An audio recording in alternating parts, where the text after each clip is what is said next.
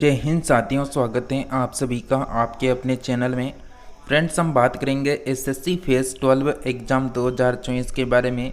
जैसा कि आज आपका लास्ट एग्ज़ाम था एसएससी सिलेक्शन पोस्ट फेज़ 12 का, तो 26 जून का लास्ट जो पेपर हुआ है उसकी फर्स्ट शिफ्ट के 25 प्रश्नों को हम सोल्व करने वाले हैं। तो आप सभी फ्रेंड्स को बिल्कुल एंड तक बने रहना है। साथ ही आप सभी को बता दें, जैसा कि 1 जुलाई से आपके एसएससी सीएचएसएल का एग्ज़ाम स्टार्ट होने वाला है, तो उसका पेपर सॉल्यूशन भी आपको इसी चैनल में करवाया जाएगा। साथ ही आप सभी को यहाँ पर लगातार एसएससी सीएचएसएल के लिए प्रैक्टिस सेट मिलेंगे और प्रैक्टिस सेट वही प्रश्न आएंगे जो बिल्कुल एसएससी के द्वारा अब तक पूछे जा चुके हैं। तो फ्रेंड्स, आप सभी इस काले कलर की पट्टी को दबा के चैनल को सब्सक्राइब कर लें। अगर चैनल सब्सक्राइब कर लेंगे तो आप हमसे जुड़ जाएंगे, हम आपसे जुड़े रहेंगे और तुरंत प्रभाव से जो भी प्रैक्टिस सेट आएगा उसका नोटिफिकेशन आप सभी फ्रेंड्स को मिलता रहेगा। तो चलिए हम बात करेंगे फर्स्ट प्रश्न से, जो यहाँ पर भीमराव अंबेडकर और महात्मा गांधी जी से संबंधित था। तो भीमराव अंबेडकर और महात्मा गांधी जी से संबंधित कौन सा प्रश्न था, देखते हैं। जैसा कि आप यहाँ पर देख सकते हैं, पूना फैक्ट से संबंधित इतनी बार मैं प्रश्न करवा चुका हूँ इस प्रश्न को प्रैक्टिस सेटों में, लेकिन बहुत से यहाँ पर लोग हैं जो यहाँ पर ध्यान नहीं देते, यानी सभी प्रश्नों के ऊपर। तो फ्रेंड्स, पूना फैक्ट के बारे में बात करें तो 24 सितंबर 1932 को डॉक्टर भीमराव अंबेडकर और महात्मा गांधी के बीच यह एक समझौता था, जो यहाँ पर प्रस्तुत करता है। तो यहाँ पर यानी गांधी जी के बीच में हुआ था ये। इस संधि ने जो है गांधी जी द्वारा जेल में किए गए उपवास को समाप्त कर दिया, जो उन्होंने ब्रिटिश प्रधानमंत्री रोमेस मैकडोनाल्ड के विभिन्न वर्ग के लिए एक अलग निर्वाचन मंडल के विचार के विरोध में रखा था। नेक्स्ट बात करें हम लॉर्ड विलिंगटन के समय इस समझौते पर हस्ताक्षर किए गए थे। तो यानी किसके समय हुई था इसमें हस्ताक्षर? लॉर्ड विलिंगटन के समय। पूना फैक्ट ब्रिटिश भारत की संसद में चुनावी सीटों के आरक्षण के साथ दलित वर्गों को प्रदान करने के लिए 1932 में हस्ताक्षरित समझौते को तो फ्रेंड्स, ये 1932 में हस्ताक्षरित समझौते को संदर्भित करता है। यह पुणे की यरवदा सेंट्रल जेल में महात्मा गांधी और भीमराव अंबेडकर की ओर से मदन मोहन मालवीय द्वारा हस्ताक्षरित किया गया था। नेक्स्ट हम बात करें कि सत्रिया नृत्य किस राज्य से संबंधित हैं। तो ये फर्स्ट शिफ्ट में पूछे गए सभी प्रश्न हैं फ्रेंड्स, बिल्कुल असम राज्य से संबंधित हैं सत्रिया नृत्य। सत्रिया को जो है संगीत नाटक अकादमी द्वारा वर्ष 2000 में शास्त्रीय नृत्य का दर्जा दिया गया था। यह एक नृत्य नाटक प्रदर्शन कला है जिसकी उत्पत्ति असम के कर्षण केंद्रित वैष्णववाद मठों में हुई है और इसका जो श्रेय है वो 15वीं शताब्दी के भक्ति आंदोलन के विद्वान और संत महापुरुष श्रीमंत शंकर देव को दिया जाता है। नृत्य इतिहासकार डॉक्टर सुनील कोठारी को हाल ही में सत्रिया नृत्य को लोकप्रिय बनाने के लिए असम सरकार के द्वारा माधव देव पुरस्कार से सम्मानित किया गया है। यह नृत्य नाटक जो है प्रदर्शन कला है जिसकी उत्पत्ति असम के कर्षण केंद्रीय वैष्णववाद मठों में हुई है और इसका जो श्रेय है वो 15वीं शताब्दी के भक्ति आंदोलन के विद्वान और संत महापुरुष श्रीमंत शंकर देव को दिया जाता है। नृत्य इतिहासकार सुनील कोठारी को हाल ही में जो सत्रिय वापस ये रिपीट हो गया। नेक्स्ट प्रश्न पूछा गया था यहाँ पर कि संविधान की प्रस्तावना जो है कितनी बार संशोधित की गई है। तो एक बार। ये प्रश्न भी बहुत सी बार यहाँ पर करवा चुके हैं आप सभी को। नेक्स्ट है कि प्रस्तावना में अब तक केवल एक ही बार संशोधन किया गया है। 18 दिसंबर 1976 को भारत में आपातकाल के दौरान इंदिरा गांधी सरकार ने संविधान के 42वें संशोधन में कई बदलाव किए थे। इस संशोधन में समाजवादी और धर्मनिरपेक्ष शब्दों को संप्रभु और लोकतांत्रिक शब्दों के बीच जोड़ा गया था और राष्ट्र की एकता शब्दों को राष्ट्र की एकता और अखंडता में बदल दिया गया था। भारतीय संविधान की प्रस्तावना जो है 26 नवंबर 1949 को अपनाई गई थी। नेक्स्ट प्रश्न है कि मरहुत से संबंधित हैं। तो बौद्ध धर्म संबंधित है मरहुत से। मरहुत जो है शुंग काल यानी मध्य 2री शताब्दी ईसा पूर्व की मरहुत मूर्तिकला से संबंधित हैं। मरहुत स्तूप शुरू में अशोक द्वारा बनवाया गया था और बाद में शुंगों द्वारा इसका पुनर्निर्माण किया गया था। कनिदम ने जो है मरहूत स्तूप की खोज 1873 ईस्वी में की थी। यह मध्य प्रदेश के वर्तमान सतना जिले में स्थित है। कहा जाता है कि इसका निर्माण शुंग वंश के शासनकाल में हुआ था। नेक्स्ट है कि भारत के राष्ट्रीय महिला आयोग की पहली अध्यक्ष कौन थी? तो जयंती पटनायक यहाँ पर राइट आंसर होगा। भारत सरकार द्वारा 31 जनवरी 1992 को राष्ट्रीय महिला आयोग का गठन किया गया था। इसकी स्थापना राष्ट्रीय महिला आयोग अधिनियम 1990 के तहत की गई थी। श्रीमती जयंती पटनायक इसकी पहली अध्यक्ष रही थी। वर्तमान में रेखा शर्मा राष्ट्रीय महिला आयोग की अध्यक्ष हैं। ये महिलाओं के हितों की रक्षा और उन्हें बढ़ावा देने के लिए भारत का सर्वोच्च यानी संगठन है। NCW में एक अध्यक्ष, 5 सदस्य और एक सचिव यानी होते हैं। राजतरगर्णी के लेखक कौन है? तो कल्लण यहाँ पर राजतरगर्णी के लेखक हैं। राजतरगर्णी जो है ऐतिहासिक पुस्तक इतिहासकार कल्लण द्वारा लिखित हैं। राजतरगर्णी जो है संस्कृत भाषा में लिखी गई है। साथ ही आपको बता दें राजतरगर्णी जो शब्द है इसका अर्थ राजाओं की नदी होता है। नेक्स्ट है कि निम्नलिखित में से कौन सी पुस्तक है जो पेशेवर बॉक्सर माइक टाइसन की आत्मकथा है? तो बिल्कुल यहाँ पर राइट आंसर रहेगा आप सभी का। बिल्कुल यहाँ पर राइट आंसर है अनडिस्प्यूटेड यूथ बाय ऑटोग्राफी। संसद की सदस्यता के लिए योग्यता का मुद्दा भारत के संविधान के निम्नलिखित में से किस अनुच्छेद के अंतर्गत आता है? तो आर्टिकल 84 यहाँ पर राइट आंसर होगा। अनुच्छेद 84 में जो है संसद के सदस्य बनने की योग्यता का वर्णन किया गया है, जिसमें राष्ट्रपति, लोकसभा और राज्यसभा शामिल है। संसद के किसी भी सदन का सदस्य बनने के लिए योग्यता है। साथ ही वह भारत का नागरिक होना चाहिए। उसे पुष्टि की शपथ यानी बनानी और सदस्यता लेनी चाहिए। नेक्स्ट है कि मायोत्सव त्यौहार जो है किस राज्य में मनाया जाता है? तो अरुणाचल प्रदेश राइट आंसर होगा। अभी फ्रेंड्स हम बात करेंगे यहाँ पर जो SSC के द्वारा प्रीवियस एग्जाम में पूछे गए सभी प्रश्नों को कवर करेंगे, ताकि आने वाला जो CHSL का एग्ज़ाम है उसमें बिल्कुल इंपॉर्टेंट साबित होंगे। नेक्स्ट है कि मयको फेस्टिवल जीरो घाटी में एक वार्षिक उत्सव है, जिसे खास तौर पर 3 स्थानीय जनजातियों डिब्बो, हिजा, हरिबुल्ला और अपाटानी द्वारा मनाया जाता है। तो यहाँ पर नेक्स्ट है कि यह 10 दिनों का उत्सव है और हर साल 20 से 30 मार्च तक चलता है। नेक्स्ट है कि 2024 के ओलंपिक खेलों की बेजबानी कौन सा देश कर रहा है? तो फ्रांस यहाँ पर यानी बेजबानी कर रहा है। ग्रीष्मकालीन ओलंपिक की बेजबानी जो शहर है वो पेरिस फ्रांस है। आदर्श वाक्य जो है मेड फॉर शेयरिंग है। 2024 में पेरिस ओलंपिक खेलों में शामिल करने के लिए प्रस्तावित अतिरिक्त खेल के रूप में स्केट बोर्डिंग, स्पोर्ट क्लाइंबिंग, सर्किंग और ब्रेकिंग की पुष्टि की गई है। लॉस एंजल्स कैलिफोर्निया संयुक्त राज्य अमेरिका 2028 जो है ग्रीष्मकालीन ओलंपिक की बेजबानी करेगा। तो चलिए फ्रेंड्स हम अब यहाँ पर बात करेंगे SSC के द्वारा पूछे गए प्रीवियस एग्जाम में जो भी प्रश्न पूछे गए थे उनकी बात करेंगे। उससे पहले आप सभी जल्दी से क्लास को लाइक कर दें और चैनल को सब्सक्राइब करके रखें और शेयर ज़रूर करें, ताकि जिनके पास भी ये क्लास जारी है शेयर करने से ये होगा जो भी इस क्लास से जुड़े नहीं हैं वो जुड़ जाएंगे और प्रीवियस एग्जाम में SSC के द्वारा पूछे गए सभी प्रश्नों का सॉल्यूशन कर पाएंगे। तो हम यहाँ पर इसकी साइज कर लेते हैं 80, ताकि पूरा प्रश्न अच्छे से दिखे। फर्स्ट प्रश्न की अगर हम बात करें, इतिहास के आरंभिक काल को निम्नलिखित में से क्या कहा जाता है? तो बिल्कुल 2017 का प्रश्न है। तो क्या कहा जाता है? बिल्कुल पूरा पाषाण काल आपका राइट आंसर हो जाएगा, ए ऑप्शन। अब इसकी व्याख्या देख लेते हैं। जिस काल का कोई लिखित साक्ष्य नहीं मिलता उसे प्रागैतिहासिक काल कहते हैं। प्रागैतिहासिक काल के अंतर्गत पाषाणकालीन सभ्यता आती है। उपकरणों की विभिन्नता के आधार पर संपूर्ण पाषाण युगीन संस्कृति को 3 मुख्य चरणों में विभाजित किया गया है, जिनमें से फर्स्ट है पुरापाषाण काल, मध्य पाषाण काल और नवपाषाण काल। नेक्स्ट प्रश्न की हम बात करें, नेक्स्ट है कि भीमबेटका गुफा किस राज्य में है? तो कौन से राज्य में आएगी भीमबेटका गुफा फ्रेंड्स? यहाँ पर बिल्कुल मध्य प्रदेश आपका राइट आंसर हो जाएगा, डी ऑप्शन।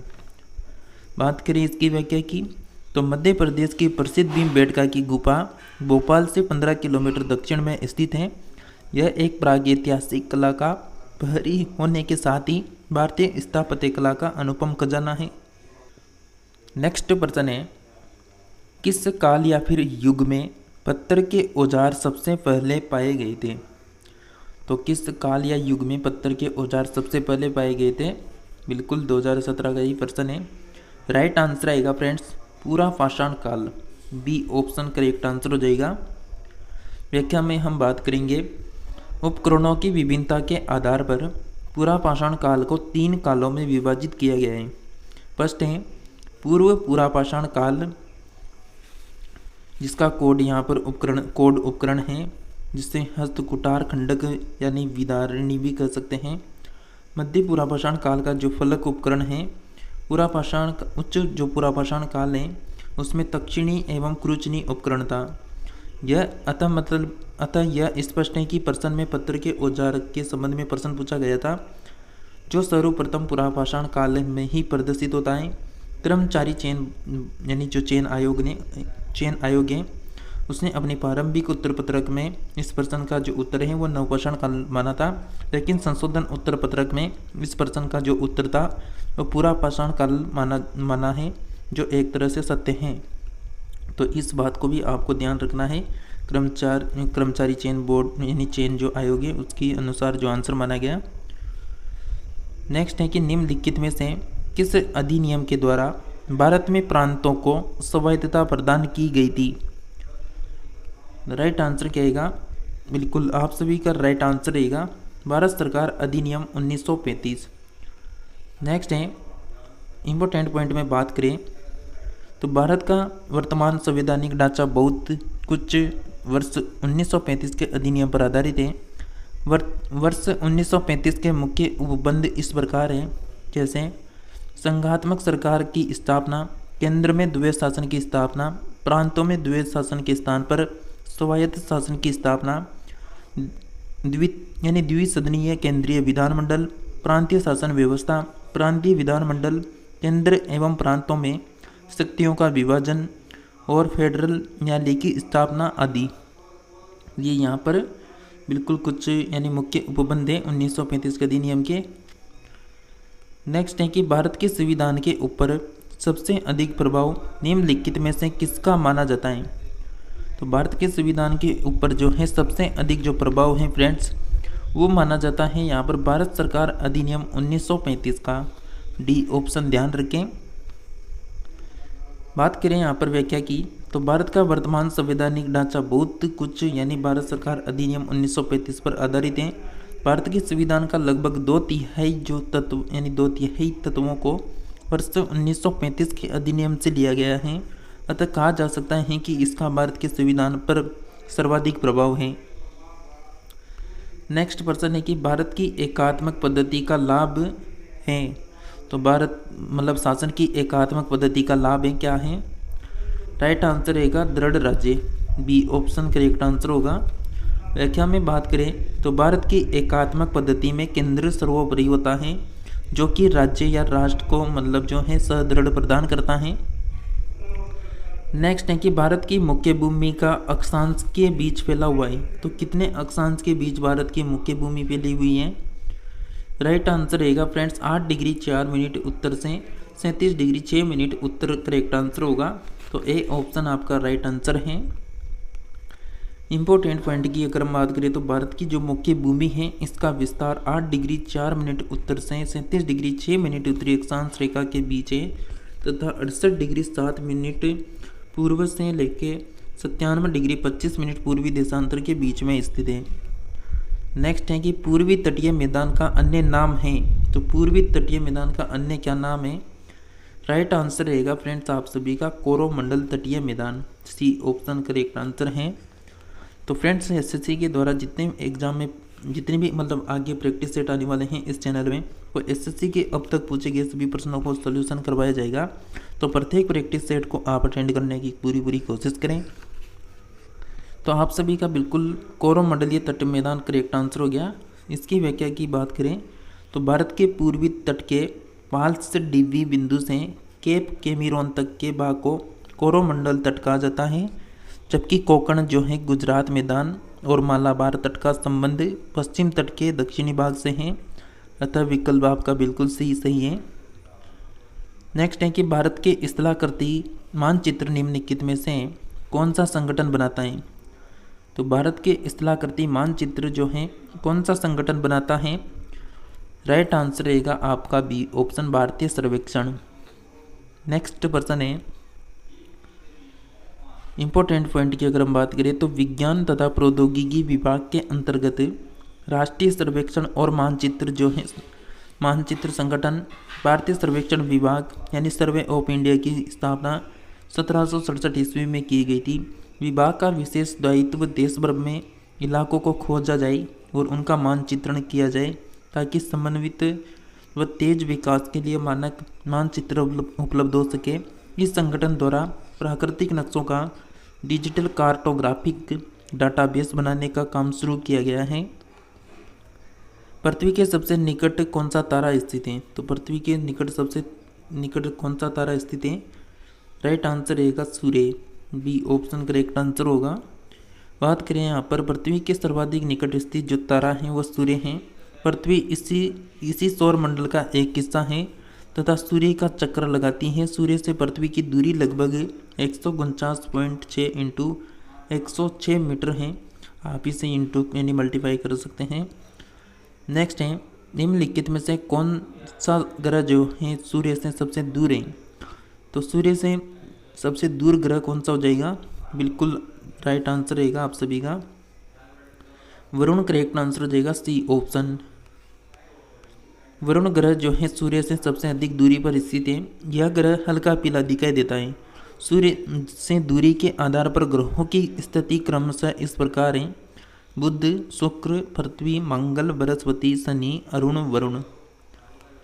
नेक्स्ट है ब्रह्मांड में सबसे प्रचुर तत्व कौन सा है। तो ब्रह्मांड में सबसे प्रचुर तत्व कौन सा हो जाएगा, राइट आंसर रहेगा hydrogen, D option correct answer होगा।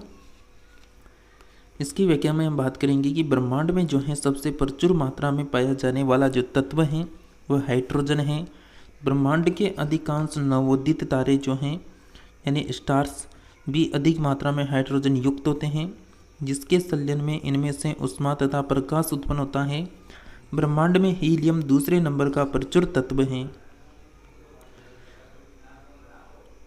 नेक्स्ट प्रश्न है कि ताप गतिकी यानी ताप गतिकी का प्रथम नियम सामान्यतया किससे संबंधित मामला है। तो ताप गतिकी का जो प्रथम नियम है सामान्यतः किससे संबंधित मामला है, बिल्कुल ऊर्जा के संरक्षण के नियम, डी ऑप्शन करेक्ट आंसर रहेगा। नेक्स्ट बात करेंगे इंपॉर्टेंट पॉइंट की। तो ताप गतिकी या फिर ऊष्मा गतिकी का प्रथम नियम सामान्यतया ऊर्जा संरक्षण के नियम से संबंधित है, क्योंकि इस नियम के अनुसार ऊर्जा को न तो उत्पन्न किया जा सकता है और न नष्ट किया जा सकता है, अर्थात सम्मिश्र तथा किसी यानी वियुक्त निकाय की ऊर्जा स्थिर रहती है। नेक्स्ट है कि एक ऊष्मा प्रतिक्रिया क्या होती है। तो एक ऊष्मा प्रतिक्रिया क्या होती है फ्रेंड्स, यहाँ पर करेक्ट आंसर रहेगा ए ऑप्शन, प्रतिक्रिया जिसमें ऊष्मा विमोचित होती है, ए ऑप्शन सही है। व्याख्या में बात करें कि ऊष्मा सेफी अभिक्रिया में ऊष्मा निकलती है जिससे अभिक्रमक या फिर विलयन गर्म हो जाते हैं, जैसे सोडियम हाइड्रोक्साइड या फिर कास्टिक सोडा को जल में डालने पर ऊष्मा निकलती या उत्पन्न होती है, जिससे इसका जलीय विलयन अभिक्रिया के दौरान गर्म हो जाता है। नेक्स्ट है कि काले वस्त्रों के मुकाबले सफ़ेद वस्त्र शीतल क्यों होते हैं।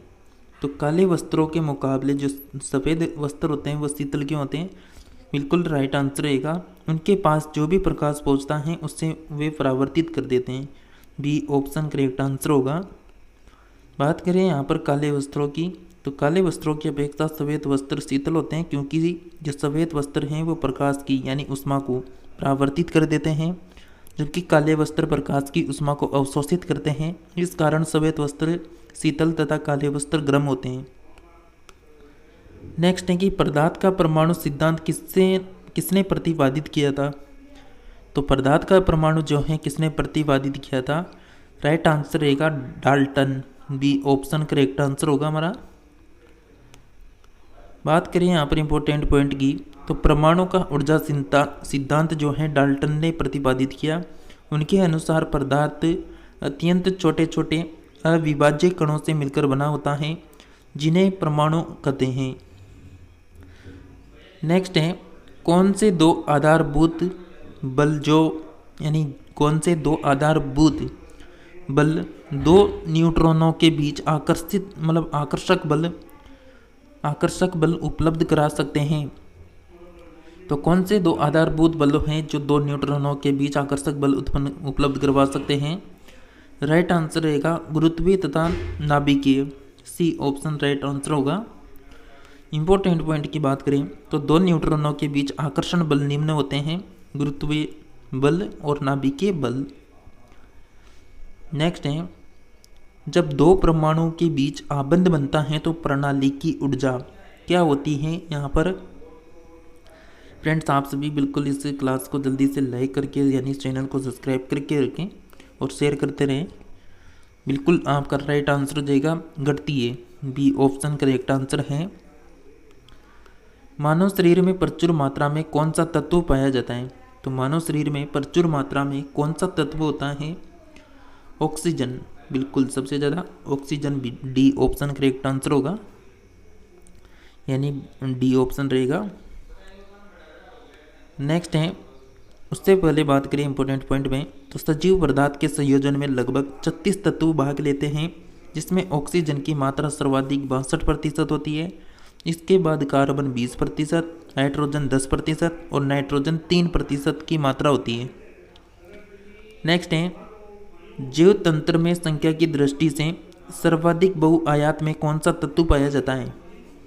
तो जैव तंत्र में संख्या की दृष्टि से सर्वाधिक बहुआयात में कौन सा तत्व पाया जाता है?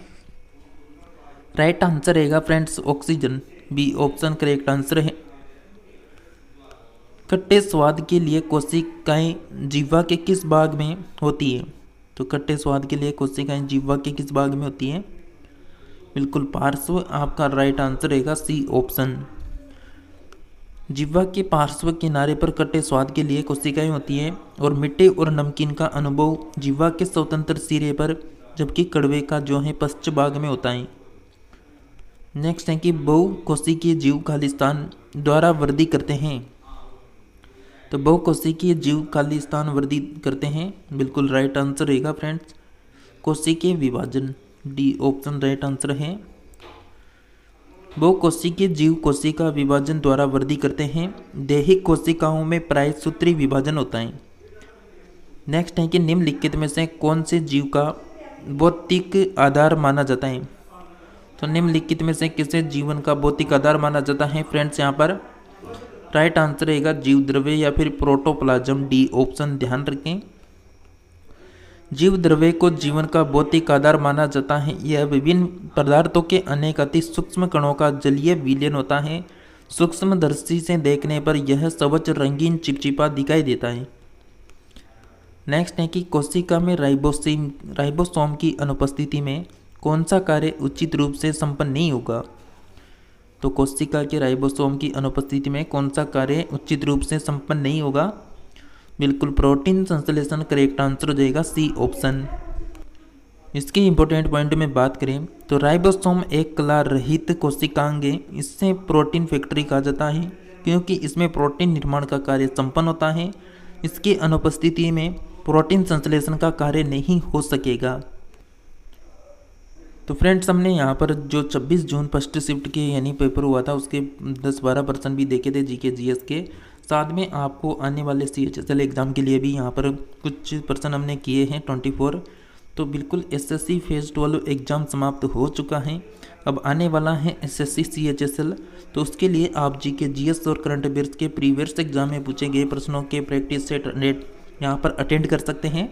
तो इसके लिए आप सभी फ्रेंड्स चैनल को सब्सक्राइब करके रखें ताकि आने वाली सभी क्लासें आप अटेंड कर सकें।